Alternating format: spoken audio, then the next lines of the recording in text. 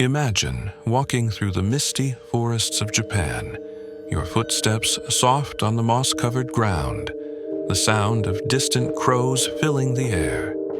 You feel like you're not alone. The trees are dense, the shadows deep, and then there it is, the Tengu.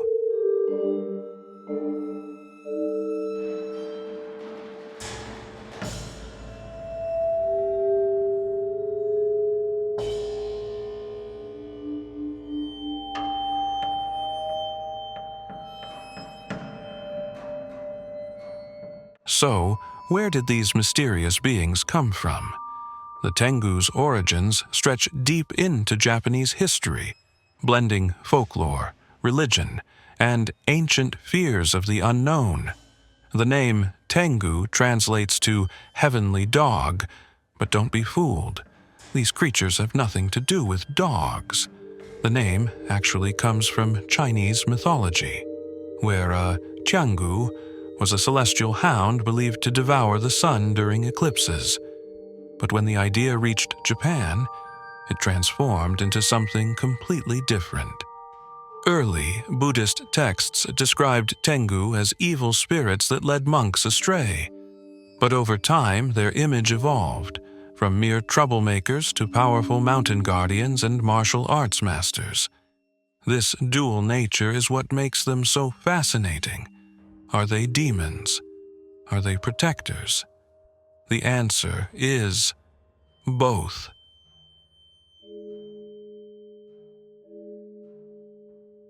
But don't expect just one appearance. Oh no, the Tengu is a shapeshifter, a creature that wears many faces. The legend has gifted us with not one, but two distinct forms of this eerie being, each as fascinating and dangerous as the other. The Karasu Tengu, Crow Tengu. The first form, the Karasu Tengus, is perhaps the most terrifying. Picture this, a towering humanoid figure but with the head of a crow. Its eyes, bright, sharp, and glowing with intelligence, pierce through the mist. Its body is covered in sleek black feathers that shimmer like shadows under the moonlight. Its long, clawed hands twitch, ready to swoop down at a moment's notice.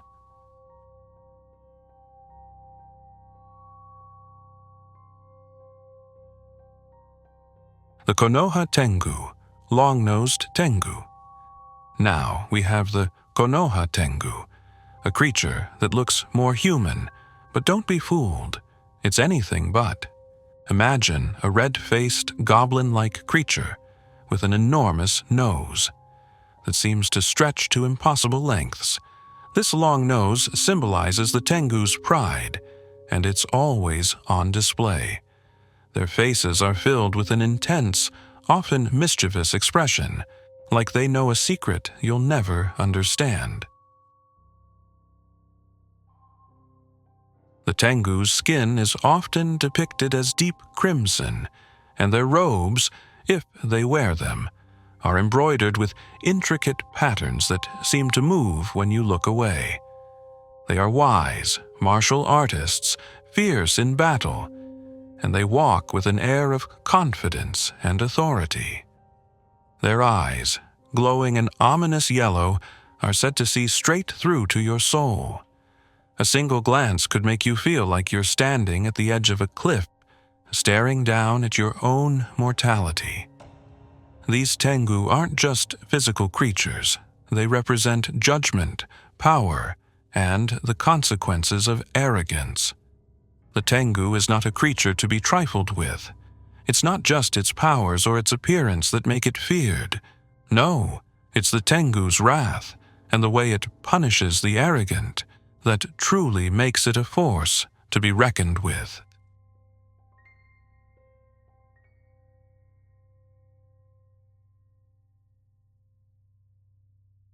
But how does a Tengu truly test you? Through trickery, through illusions, through punishment for the slightest mistake. One of the most well-known stories of the Tengu's trickery is that of the proud monk. This monk, boasting about his spiritual purity and enlightenment, believed he had transcended all worldly distractions. He considered himself above other mortals, convinced that no temptation or weakness could sway him.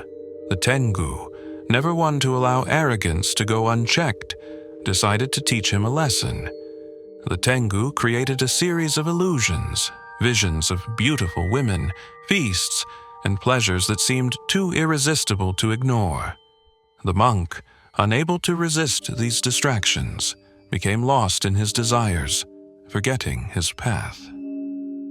When he finally came to his senses, he found himself alone in the forest.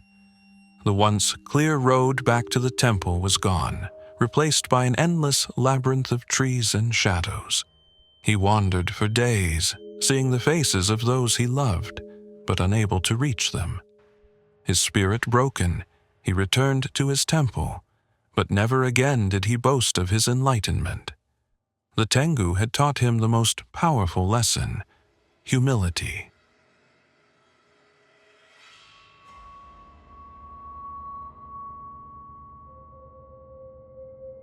Then there's the story of a legendary warrior, known far and wide for his swordsmanship.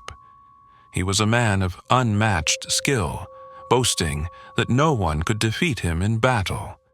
One day, while walking through a dense forest, he was confronted by a strange figure, a Konoha Tengu with its long nose and blood-red face.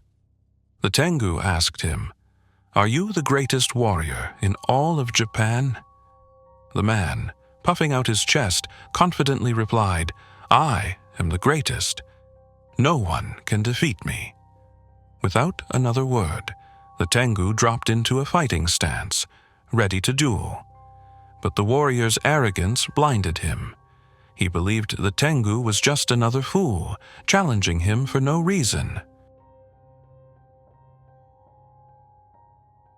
The duel was swift. Before the warrior could even draw his sword, the Tengu moved with lightning speed, disarming him and sending him crashing to the ground. As the Tengu disappeared into the trees, it left behind only a chilling warning. Arrogance is the greatest enemy of all. The warrior, ashamed and defeated, left the forest that day, never again claiming to be the best. The Tengu's lesson had been clear.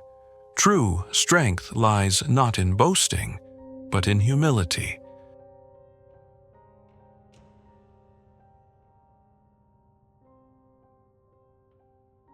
Perhaps one of the most terrifying accounts of the Tengu's wrath comes from the villages that lie in the shadows of its mountain home. Villagers who grew too proud or too dismissive of the Tengu often found themselves targeted. Those who insulted the Tengu, mocked its power, or ignored the ancient rituals of the mountain disappeared. In one village, a group of young men, believing themselves above the old superstitions, decided to venture into the Tengu's territory, laughing and mocking the stories they had heard since childhood. They built a campfire, not knowing the Tengu was watching them from the trees above. That night, they heard rustling, whispering voices, and strange sounds that kept them awake. But they paid no heed. After all, they had mocked the creature. Who would believe in it?